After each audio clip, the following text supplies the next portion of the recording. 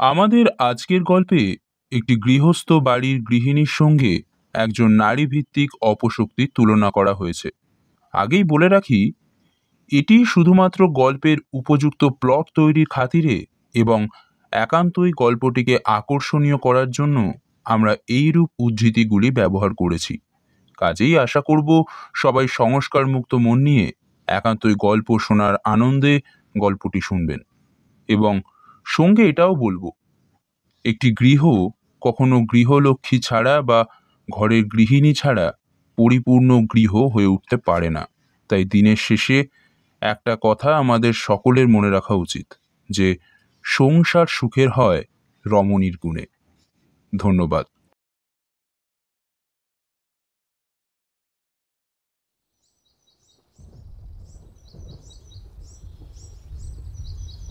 সকাল থেকেই আকাশের মুখ ভার করেছিল। থমথমে আবহাওয়া আসন্ন দুর্যোগের ইঙ্গিত দিচ্ছিল। জেলে পাড়ার কেউই আজ তাই মাছ ধরতে নদীর বুকে ডিঙি ভাসায়নি।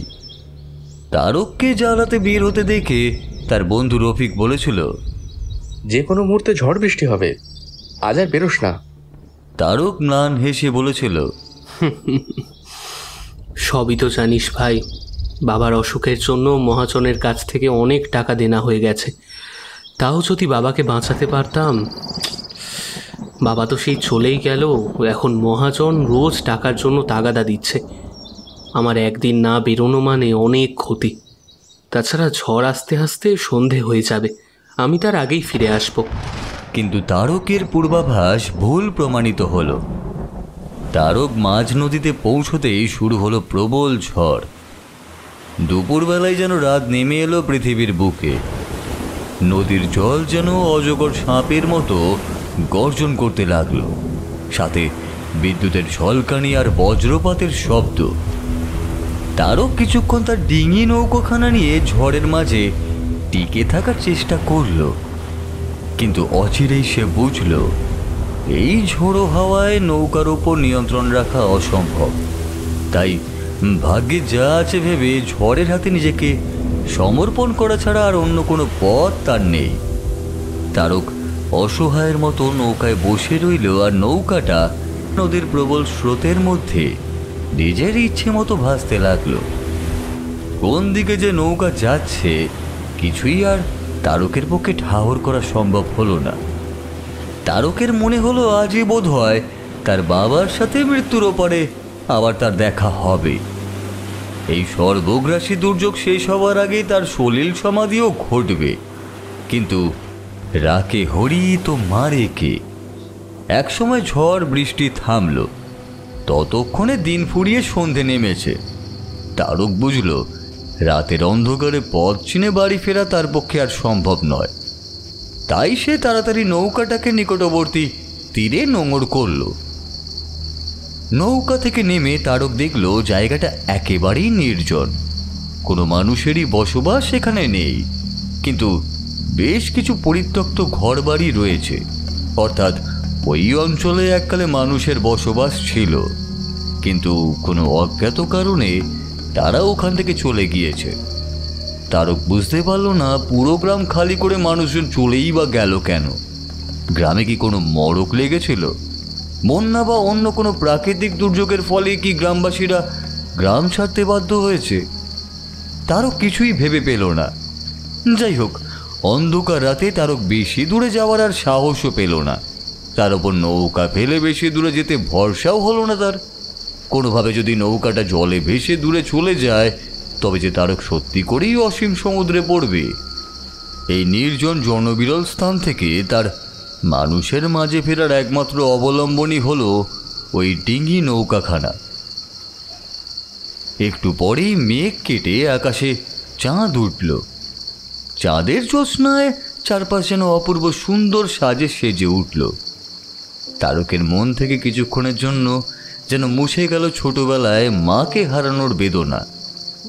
সদ্য পিতৃবিয়োগের ব্যথা, টাকার জন্য মহাজনের থেকে পাওয়া নিত্যদিনের অপমান, তার আজন্ম সঙ্গী দারিদ্র্যের গ্লানি। তার মাথা থেকে মুছে গেল যে সে পথ হারিয়েছে। কি করে কাল ঘরে ফিরবে তা সে জানে না। তারকের মনে হলো সব সমস্যা, অপ্রাপ্তি, অপমান সবই মিথ্যে। সত্যি শুধু এই নির্জন নদী তীর, চাঁদের আলোয় অপার্থিব সুন্দর হয়ে ওঠা চরাচর, নদীর দিক থেকে বয়ে আসা ফুরফুরে ঠান্ডা হাওয়া আর নদীর ছলাৎ ছলাৎ শব্দ। তারকের মনে হলো সময় যদি এখানেই থেমে যেত তাহলে বেশ ভালোই হতো।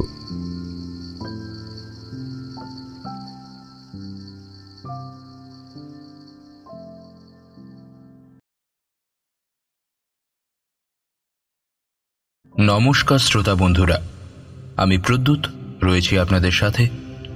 আপনারা শুনছেন গল্প মালঞ্চ অডিও স্টোরি চ্যানেল। আজ আপনারা শুনবেন লেখিকা পৌলমী দাসের কলমে গ্রাম বাংলার প্রেক্ষাপটে রচিত আরও এক অন্য ধারার ভয়াল ভয়ঙ্কর গল্প, চাঁদনি। বন্ধুরা, গল্প শুরু করার আগে আপনাদের কাছে একটি বিশেষ অনুরোধ। আমাদের চ্যানেলের গল্পগুলি যদি সত্যিই আপনাদের ভালো লাগে তাহলে অবশ্যই চ্যানেলটাকে একটি লাইক, শেয়ার, সাবস্ক্রাইব করে আমাদের পাশে থাকবেন। তো শুরু হচ্ছে আমাদের আজকের গল্প, চাঁদনি।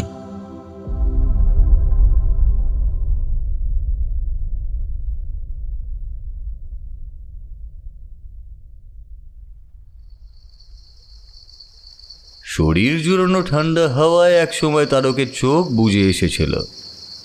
ঘুমটা ভাঙল একটা শব্দে, জলের মধ্যে ভারী কিছু পড়ার শব্দ।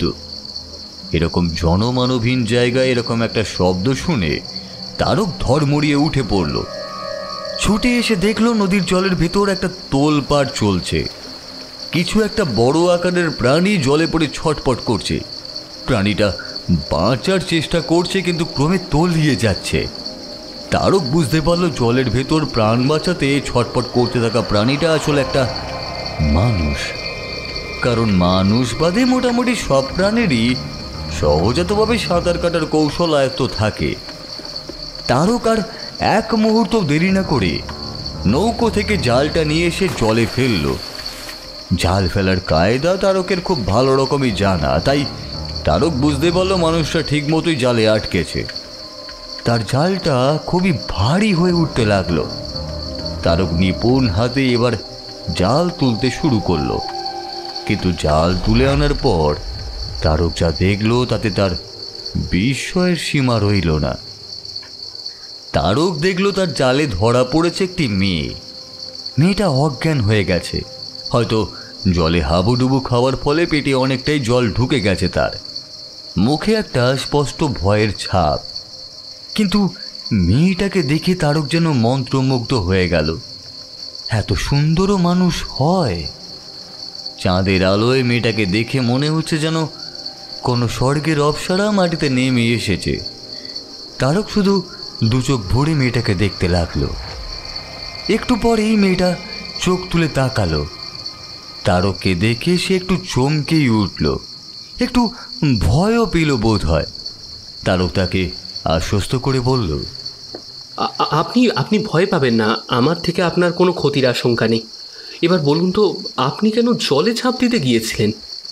মেয়েটা বোধহয় তারকের কথা একটু ভরসা পেল, একটু চুপ করে থেকেই বলল, অভাগিনীর কথা আর কি শুনবেন? আমার বাড়ি এই গ্রাম থেকে বেশ কিছুটা দূরে।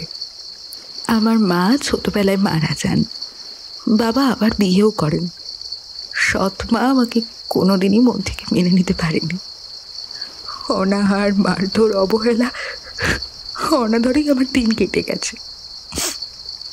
তাও সবই মেনে নিয়েছিলাম, কিন্তু আমার সৎ মা আমার বিয়ে ঠিক করেছে।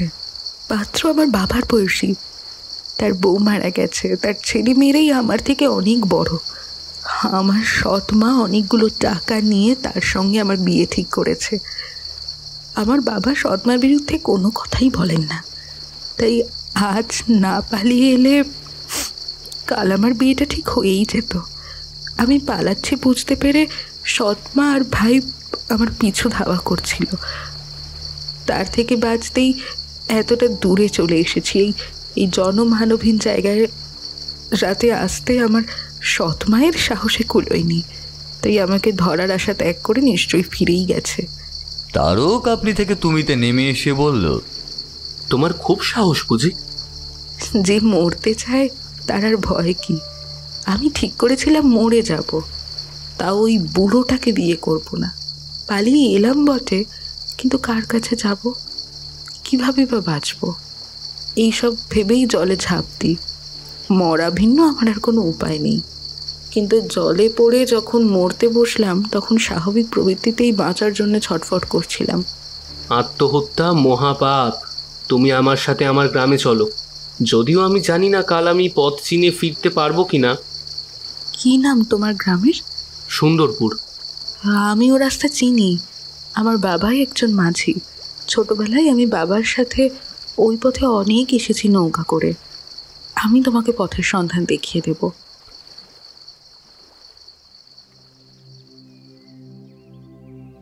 পরদিন সকালবেলা ভোরের প্রথম আলো ফোটার সাথে সাথেই তারক সেই মেয়েটিকে নৌকায় চড়িয়ে রওনা দিল নিজের গ্রামের উদ্দেশ্যে। তারক মেয়েটার নাম জানতে চাইলে মেয়েটা বলল, আমি আমার অতীত জীবন ভুলতে চাই। পুরনো আমি কাল জলে ডুবে মরে গেছি, এটা আমার নবজন্ম। তুমি আমায় এই জীবন দিয়েছ, তাই তুমি আমার একটা নাম দাও। তারক কাল রাতের ভুবন ভোলানো চাঁদের আলোয় মেয়েটিকে প্রথম দেখা স্মৃতি মনে করে মেয়েটির নাম দিল চাঁদনি। চাঁদনির নির্ভুল দিক নির্দেশ অনুযায়ী নৌকা চালিয়ে তারক নির্বিঘ্নে নিজের গ্রামে ফিরে এলো। তারককে দেখে রফিক ছুটে এসে বলল, তোকে ফিরে পাবো ভাবিনি ভাই। আমি তো ভাবলাম কালকে ঝড় বৃষ্টিতে তুই নৌকা ডুবিয়ে মারাই গেছিস। এবার তারকের পেছন পেছন নৌকা থেকে নেমে এলো চাঁদনি। তাকে দেখে রফিক অবাক হয়ে বলল, এই পরীটাকে কোথায় পেলি? সব বলবো তোকে, তার আগে একটু ঘরে গিয়ে বিশ্রাম নিই, দাঁড়া। রফিকের মারফত তারকের ঘরে চাঁদনির আগমনের খবর সারা জেলে পাড়ায় ছড়িয়ে গেল। জেলে পাড়ায় এমনিতেও কোনো আড়াল রাখা যায় না, আর তারকের ছোট্ট একটা ঘর লাগোয়া এক চিলতে উঠোনে রান্নার ব্যবস্থাও রয়েছে। চাঁদনি ঘরে শোয়, তারক উঠোনে মাদুর পেতে রাত কাটায়। দিন তিনেকের মধ্যেই চাঁদনির নিপুণ হাতের যত্নে তারকের ঘর দোরের হাল ফিরে গেল। তারক ছোটবেলায় মাকে হারিয়েছে। তাদের বাবা ছেলের সংসারে কোনো গৃহলক্ষ্মীর হাতের স্পর্শ পায়নি এতদিন। তারকের মনে হলো একটা মেয়ে ছাড়া ঘর শুধু ঘর থাকে না, গৃহও হয়ে ওঠে না। কিন্তু জেলে পাড়ায় অচিরেই গুঞ্জন শুরু হলো তারকের একার সংসারে একজন অনাত্মীয়া রমণীর বাস করা নিয়ে। তারক জানতো আজ বা কাল এই কথা উঠবে। একজন অল্প বয়সী সুন্দরী মেয়ের তার সাথে এইভাবে থাকা নিয়ে জল্পনা হওয়াই স্বাভাবিক। একদিন পাড়ার মাতব্বররা এসে তারককে এই বিষয়ে সতর্ক করে গেলেন, কিন্তু তারক ঠিক করে নিয়েছে তার কর্তব্য। তারকের একার জীবনে ভগবানের আশীর্বাদ হয়ে এসেছে চাঁদনি। তারক তাকে কোনো অবস্থাতেই ছাড়তে পারবে না। তাই চাঁদনির সম্মতি নিয়ে জেলে পাড়ার লোকজনকে সাক্ষী রেখে তারক ও চাঁদনির বিয়েও হয়ে গেল। এরপরের দিনগুলো যেন স্বপ্নের মতো কাটতে লাগলো। কিন্তু হঠাৎই জেলে পাড়ায় নেমে এলো অশান্তির কালো ছায়া। একদিন সকালবেলা গ্রামের গোলক জেলের বিধবা স্ত্রী আশালতা কাঁদতে কাঁদতে এসে জানালো তার সদ্যজাত বাছুরটাকে গোয়ালের ভেতরে মৃত অবস্থায় পাওয়া গেছে। তার সারা দেহ রক্ত শূন্য, কিন্তু শরীরে কোনো ক্ষত চিহ্ন পর্যন্ত নেই। কেবল গলার কাছে কতগুলো ছোট ছোট ফুটো। এই ঘটনায় সবাই অবাক হলো, কিন্তু ঘটনা এখানেই শেষ হলো না। বরকত মিয়ার দুধেল গায়ে সুদাম দাসের মোষ কয়েকদিনের ব্যবধানে একইভাবে রক্তশূন্য অবস্থায় পাওয়া গেল। গ্রামের সবার কপালে চিন্তার ভাঁজ। কোনো আজব জন্তু কি গ্রামে এসে উপস্থিত হয়েছে? কিন্তু এরকম একটা জন্তু সারাদিন কোথায় বা লুকিয়ে থাকে? এরকম ঘিঞ্জি ছোট্ট গ্রামে সবার নজর এড়িয়ে তার পক্ষে কি করেই বা লুকিয়ে থাকা সম্ভব? এর মধ্যেই গ্রামে আরেক আপদ এসে জুটেছে। গ্রামের প্রাচীন বট গাছের নিচে এসে ঘাঁটি গেড়ে এসে বসেছে এক পাগলি বুড়ি। বুড়ি কারোর হাত পেতে কিছুই চায় না, কেউ যেছে দিলে খায়, না দিলে খায় না। শুধু বটতলা দিয়ে কোনো মহিলা গেলেই খুব সতর্কভাবে তার মুখের দিকে চেয়ে থাকে, যেন কাউকে খুঁজে বেড়ায়।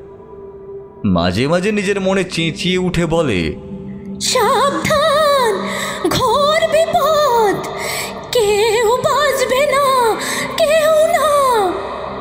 গ্রামের অনেকেরই ধারণা বুড়ির আসার আর গ্রামে পশু মৃত্যুর ঘটনা ঘটা শুরু হওয়ার মধ্যে কোনো একটা যোগসূত্র রয়েছে।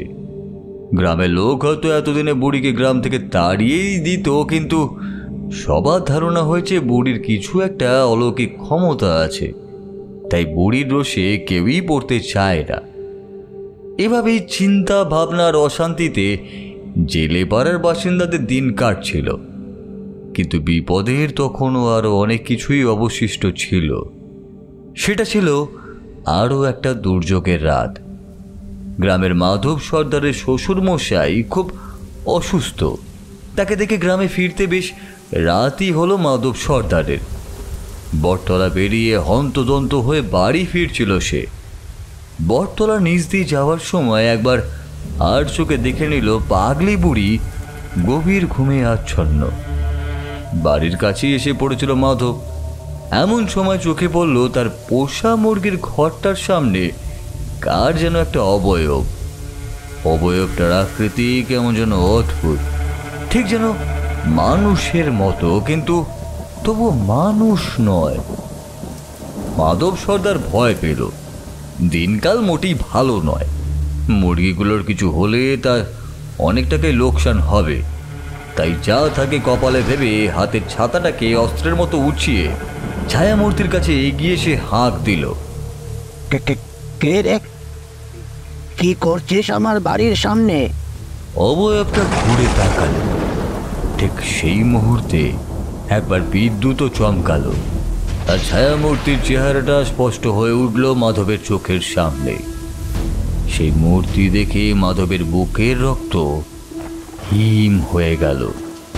তার সব সাহস তলানিতে গিয়ে ঠেকল। এ কি দেখছে সে? এও কি সম্ভব? সামনে যে প্রাণীটা দাঁড়িয়ে আছে সে মানুষ নয়।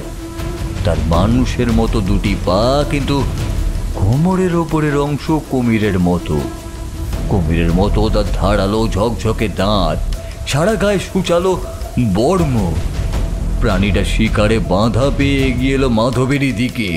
মাধব ভয় চোখ বন্ধ করে নিল। প্রাণীটা ঝাঁপিয়ে পড়ল মাধবের ওপর। আজ এতদিন পরে সে তার সব থেকে প্রিয় শিকারের স্বাদ পেয়েছে। নর রক্তের স্বাদ একবার পেলে অন্য কিছু খেয়ে মন ভরে কি আর কারোর?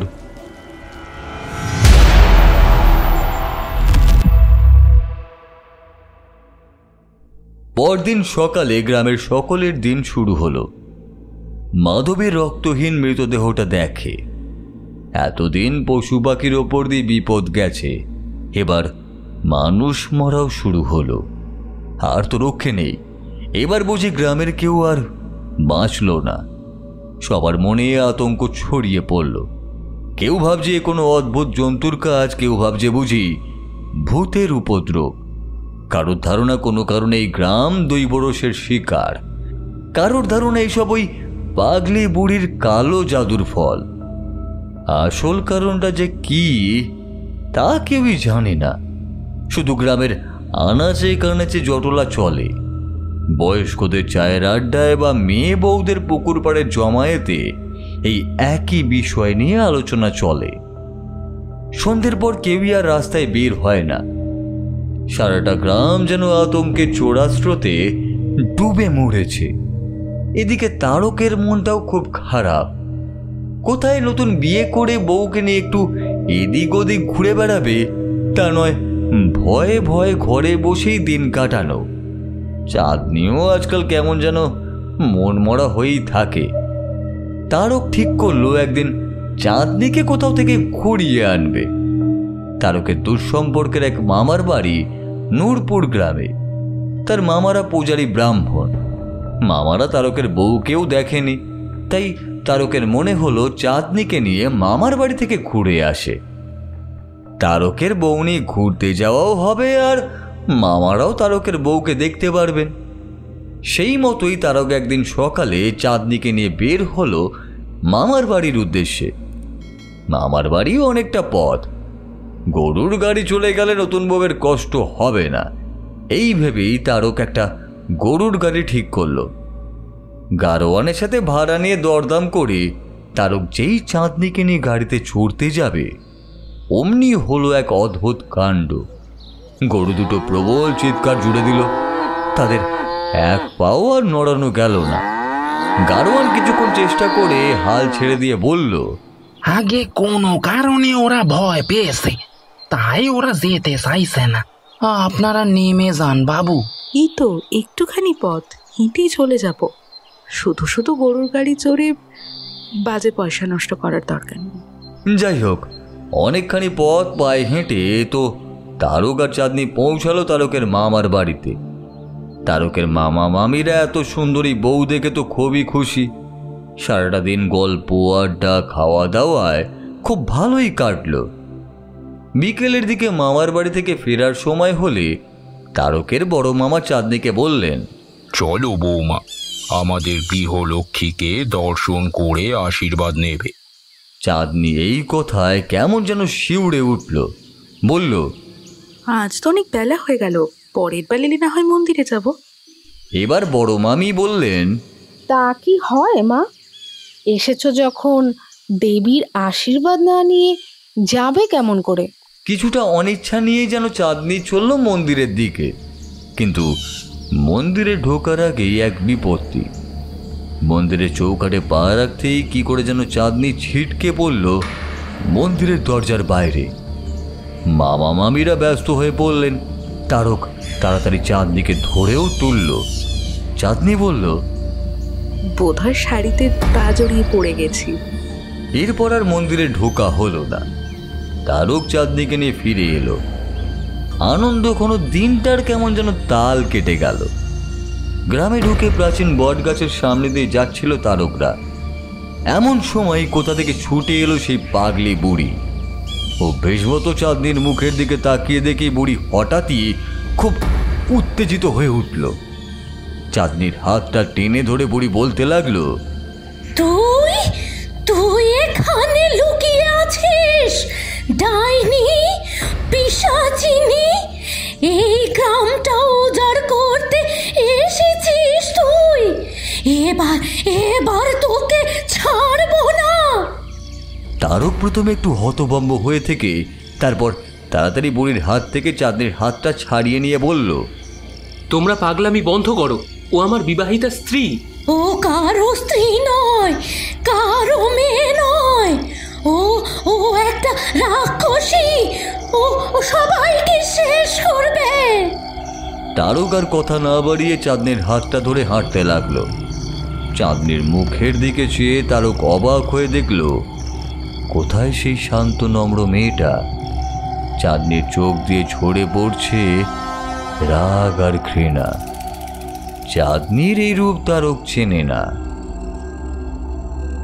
সেদিন রাতে তারকের আর ঘুম এলো না। আজ অনেকগুলো বিষয় তারককে ভাবাচ্ছে। গরুগুলো কেন চলতে রাজি হলো না, গৃহলক্ষ্মীর মন্দিরে কেন যেতে চাইল না চাঁদনি, মন্দিরে ঢোকার মুখে চাঁদনি পড়েই বা গেল কেন, আর ওই পাগলি বুড়ি বা চাঁদনিকে দেখে ওরকম কথাই বা বলল কেন। বুড়ি বকবক করে ঠিকই, কিন্তু এর আগে কাউকে তো এরকম সরাসরি দোষারোপ করেননি। ভাবতে ভাবতে তারকের মনে হলো সে চাঁদনির সম্বন্ধে ঠিক কতটাই বা জানে। সে শুধু ততটাই জানে যতটা চাঁদনি বলেছে। চাঁদনির কথার সত্য মিথ্যা বিচার করার কোনো উপায়ই নেই। চাঁদনি যে সব সত্যি বলছে তা তো নাই হতে পারে। পরক্ষণেই তারক নিজের মনকে শাসন করল। এ কি ভাবছে সে? তারক তার চাঁদনিকে অবিশ্বাস করছে। চাঁদনি ছাড়া কেই বা আছে তারকের? চাঁদনি যে তার প্রাণের চেয়েও প্রিয়। এমন সময় চাঁদনি রাতের খাবার নিয়ে ঘরে ঢুকল। আটা, রুটি আর ডাল সামান্যই আয়োজন, কিন্তু চাঁদনির হাতের জাদুতে ওই ডালই অমৃত মনে হয়। ডাল রুটি খেয়ে এত তৃপ্তি পায় তারক যে ঘুমে চোখ দুটো জড়িয়ে আসে। সেই সকাল না হলে চোখ খোলে না। সেদিনও খাবার শেষ হতে না হতেই তারক গভীর ঘুমে আচ্ছন্ন হলো।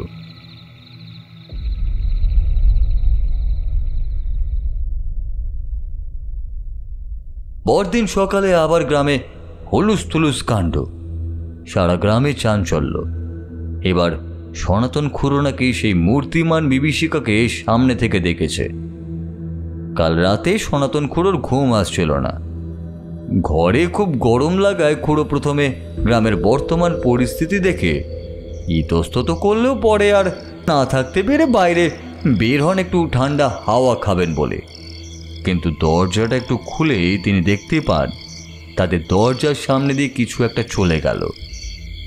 সনাতন খুড়ো প্রবল কৌতূহলে দরজা দিয়ে মুখ বাড়িয়ে দেখেন একটু এগিয়ে যাওয়া প্রাণীটার দিকে। পূর্ণিমা চাঁদের আলোয় তিনি দেখেন সামনের প্রাণীটা মানুষের মতো, কিন্তু মানুষ নয়। তার শরীরের নিচের অংশ মানুষের মতো হলেও ওপরের অংশ কেমন যেন অন্য রকম। সনাতন খুড়োর বক্তব্য অনুযায়ী প্রাণীটার দেহের উপরিভাগ অনেকটা যেন কুমিরের মতো। খুড়ো যেহেতু প্রাণীটার পিছু নেওয়ার সাহস করেননি, তবু তিনি হলফ করে বললেন তার দেখায় কোনো ভুল নেই। খুড়োর কথায় মানুষ বিশ্বাস না করে আর পারল না। যখন জানা গেল খুড়োর বাড়ি থেকে কয়েকটা বাড়ি পরেই কাল রাতে একটা অপঘাতে মৃত্যুর ঘটনা ঘটে গেছে। ঘোষ বাড়ির নতুন বউটার দেহ বাড়ির দরজার সামনেই রক্তশূন্য অবস্থায় পাওয়া গেছে। গ্রামবাসী ভয়ে বিহ্বল। কি এই অদ্ভুত প্রাণী? দেব নাকি দানব? সে কি সমুদ্রের অতল থেকে উঠে এসেছে নাকি নরকের আগুন থেকে জন্মেছে? কি পরিণতি লেখা আছে সবার ভাগ্যে তা কেই বা জানে। সেদিন তারকের শরীরটাও ভালো ছিল না। রাতের খাবারটা ঠিকমতো খেতেও পারল না। চাঁদনি যদিও খুব জোর করছিল পুরোটা খাবার জন্য, তারক বউকে না চটিয়েই বলল, আচ্ছা আচ্ছা ঠিক আছে, খেয়ে নেব, তার আগে একটু জল আনো না আমার জন্য। চাঁদনি জল আনতে গেলে তারক জানলা গলিয়ে খাবারটা ফেলে দিল, এরপর শুয়ে পড়ল। সেদিন কিন্তু ঘুমটা ভালো এলো না। তবে চাঁদনির ঘুমের ব্যাঘাত হবে ভেবে সে চুপ করেই শুয়ে রইল। মাঝরাতে তারক হঠাৎ দেখল চাঁদনি পাশ থেকে খুব আস্তে আস্তে উঠে যাচ্ছে। এরপর সন্তর্পণে ঘর থেকে বেরিয়ে গেল। বেশ কিছুক্ষণ হলো, কিন্তু চাঁদনি আর ফিরল না। তারক বেশ চিন্তিতই হলো।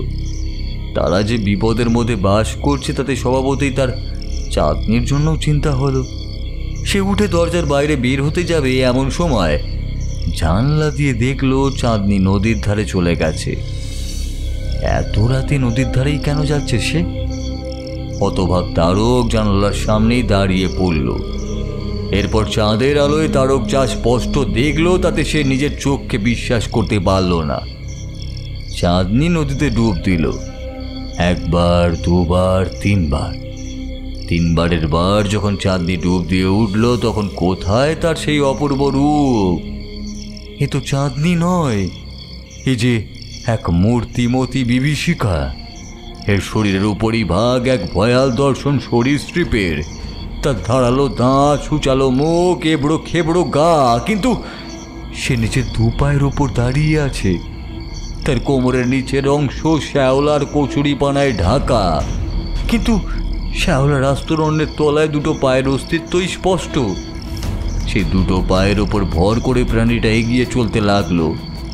তারক আর পারল না, সে জ্ঞান হারিয়ে ওখানে লুটিয়ে পড়ল।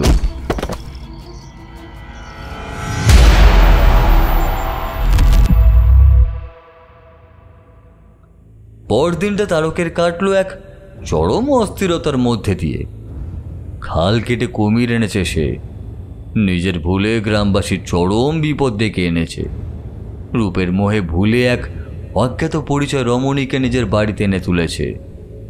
এখন এর বিহিত তাকেই করতে হবে, কিন্তু সে কি করবে? গ্রামের লোকেদের জানালে হিতে বিপরীত হবে। সবাই হয়তো তারককেই ভুল বুঝবে।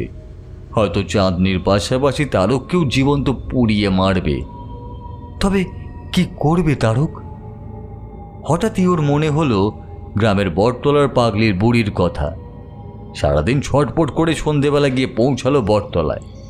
গ্রামের লোকজন আজকাল সন্ধ্যের পর বাইরে বের হচ্ছে না, অচেনা আততায়ীর ভয়ে।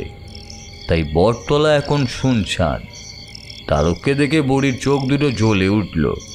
রেগে উঠে বুড়ি বলল, এবার বুঝতে পেরেছিস তো কি বিপদ বয়ে এনেছিস? তাই আমার কাছে এসেছিস? এবার বিশ্বাস হয়েছে তো আমি কিছু ভুল বলিনি?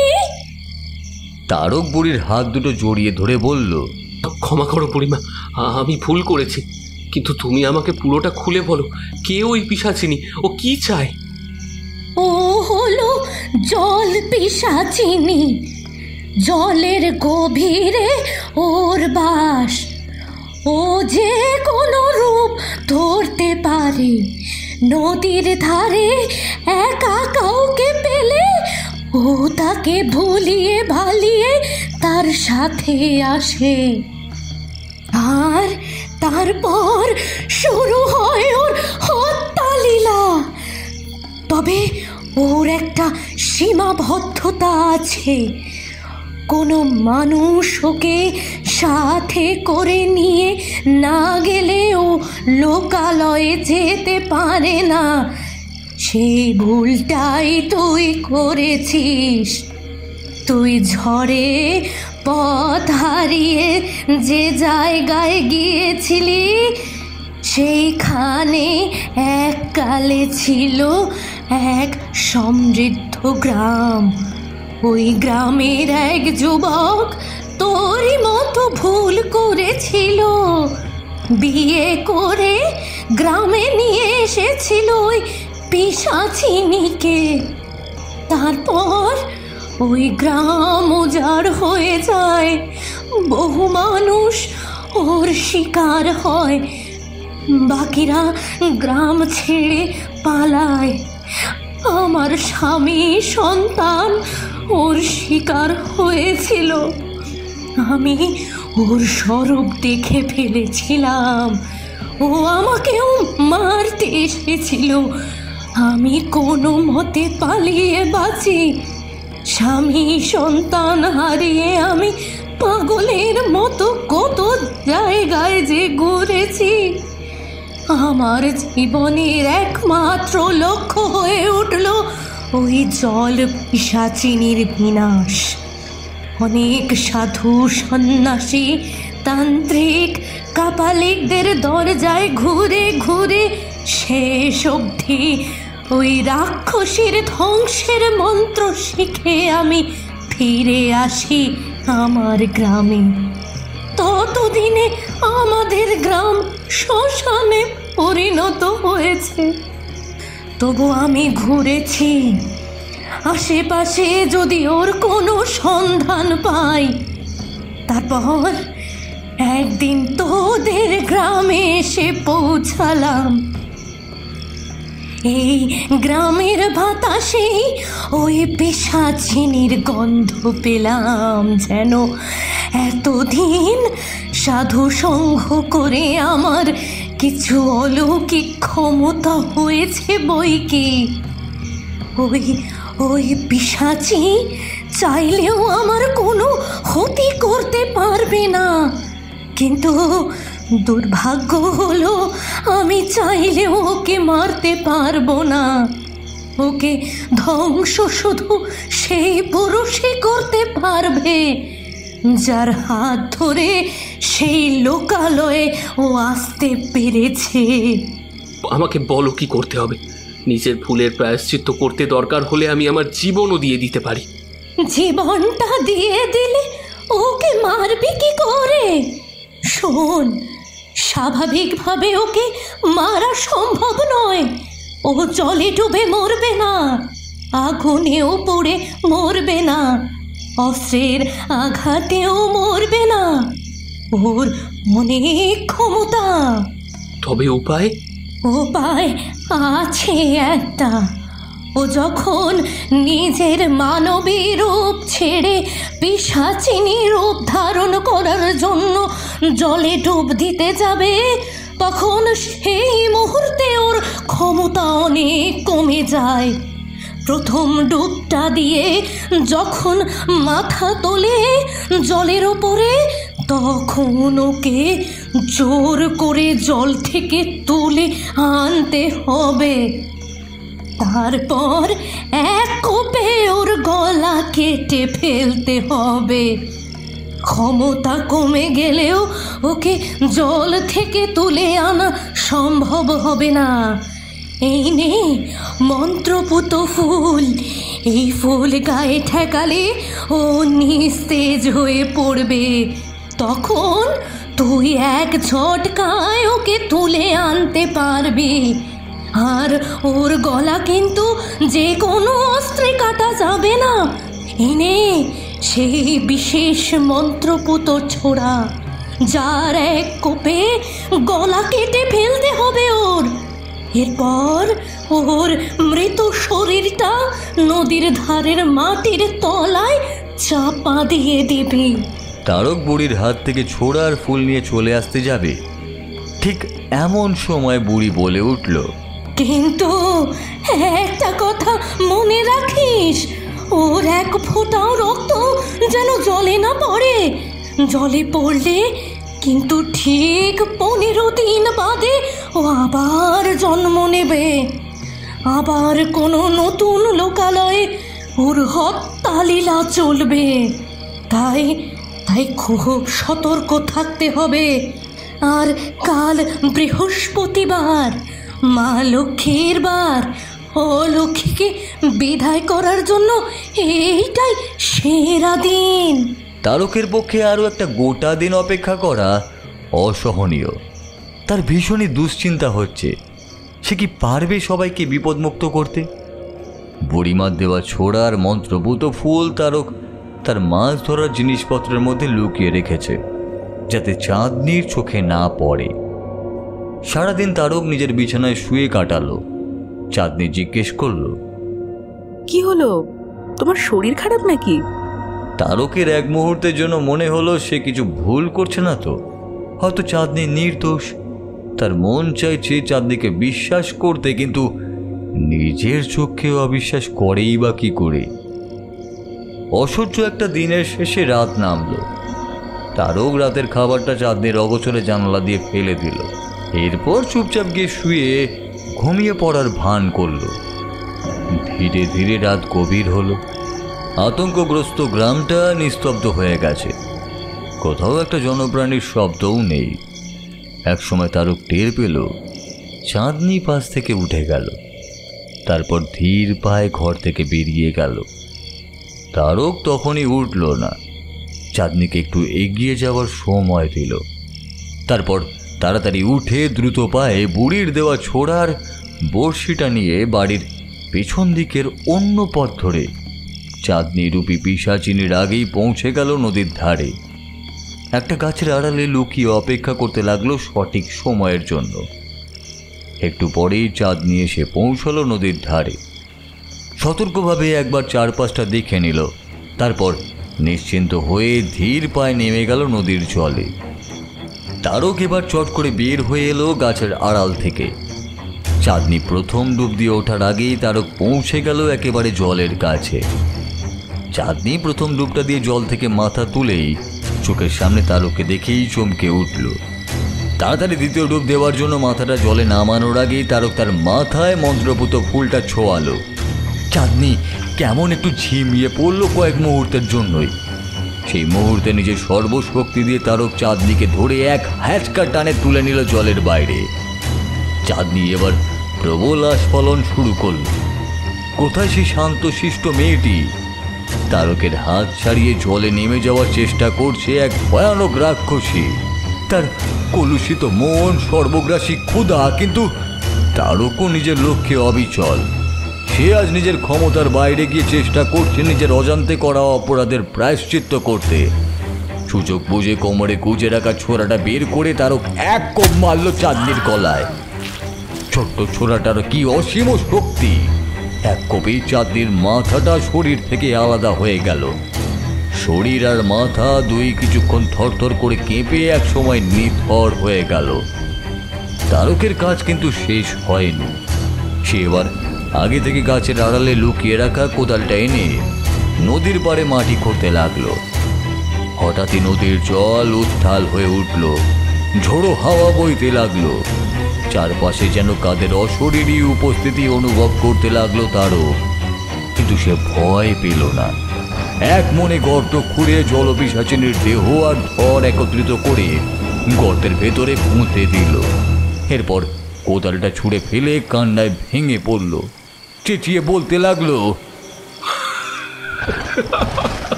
ঈশ্বর, আমি যে তোকে মনে প্রাণে ভালোবেসেছিলাম, আমার নিঃসঙ্গ জীবনে আসার আলো হয়ে এসেছিলি তুই। আমি এইভাবে প্রতারিত হলাম, একটা রাক্ষসের সাথে এতদিন ঘর করলাম আমি।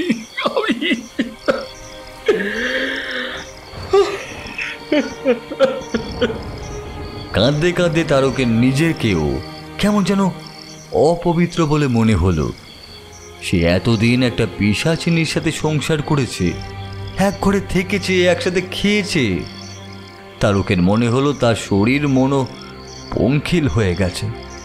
সামনে আপন মনে বয়ে চলেছে সর্বসন্তাপনাশিনী জলধারা।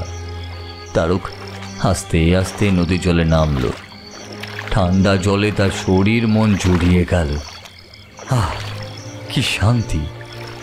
তারক পেরেছে গ্রামবাসীকে বাঁচাতে, তার ভুল শোধরাতে। জলপিশাচিনীর পাপী শরীর এখন নদীর জলের ধারে ঘুমিয়ে থাকবে চিরদিন। এই ঘুম আর কোনোদিনও ভাঙবে না। কিন্তু কিছু দূরে বুড়ি বটতলায় বসে ঝিমোতে ঝিমোতেই হঠাৎই চমকে উঠল। কিছু তো একটা হয়েছে যেটা ঠিক হয়নি। একটু আগেই মানুষ চোখে সে দেখতে পেয়েছিল জলপিশাচিনীর বিনাশের চিত্র। তার দেওয়া মন্ত্রভূত ফুল তারকের কাছে থাকার ফলে বুড়ি ওখানকার সব ঘটনাই প্রত্যক্ষ করতে পারছিল। পরম শান্তিতে বুড়ির চোখ বুজে এসেছিল। কিন্তু হঠাৎ কি হলো? চোখ বন্ধ করল বুড়ি। তারপরই চমকে উঠল। সর্বনাশ হয়ে গেছে।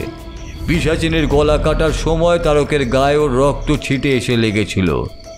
তারক জলে নামতেই পিশাচিনীর রক্ত নদীর জলের স্পর্শ পেয়েছে। তার মানে পিশাচিনীর বিনাশ হয়নি, সে কিছুকাল ঘুমিয়ে থাকবে মাত্র। তার মানে বুড়ির কাজ এখনো শেষ হয়নি। নিশুতি রাতেই বুড়ি নিজের পুঁটলিটা নিয়ে হাঁটা দিল। কে জানে পিশাচিনী এবার আবার কোথায় গিয়ে আবির্ভূত হয়। বুড়িকে তো থেমে থাকলে চলবে না। জলপিশাচিনীর হাত থেকে মানুষকে বাঁচানোর চেষ্টা যে তাকে করেই যেতে হবে, যতদিন না চিরতরে ওই পাপের বিনাশ করা সম্ভব হচ্ছে।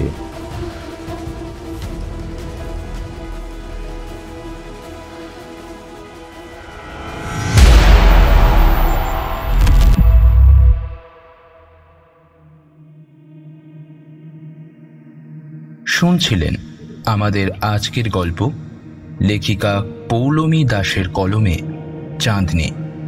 গল্প পাঠে বুবাই, গল্পের সূত্রধর আমি প্রদ্যুৎ, রফিক রাজু, তারক শুভম, চাঁদনি খুশি, বুড়ি দেবলীনা, মাধব সুমন, গাড়োয়ান প্রদ্যুৎ, বড় মামা প্রদ্যুৎ, বড় মামি সুপর্ণা, নাট্যরূপ দান দেবলীনা, আবহ সঙ্গীত ও স্পেশাল এফেক্টস ফনিক্স অডিওভার্স, প্রচ্ছদঙ্কন আকাশ, সমগ্র পরিচালনায় গল্প মালঞ্চ ইউটিউব চ্যানেল।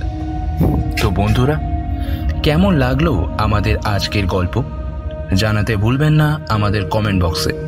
আর বন্ধুরা, গল্পটি যদি সত্যিই আপনাদের ভালো লাগে তাহলে আরও একবার অবশ্যই চ্যানেলটিকে একটি লাইক, শেয়ার, সাবস্ক্রাইব করে আমাদের পাশে থাকবেন। তো চলুন, দেখা হচ্ছে আবারও পরবর্তী গল্পে। ততদিন পর্যন্ত ভালো থাকবেন, সুস্থ থাকবেন। ধন্যবাদ।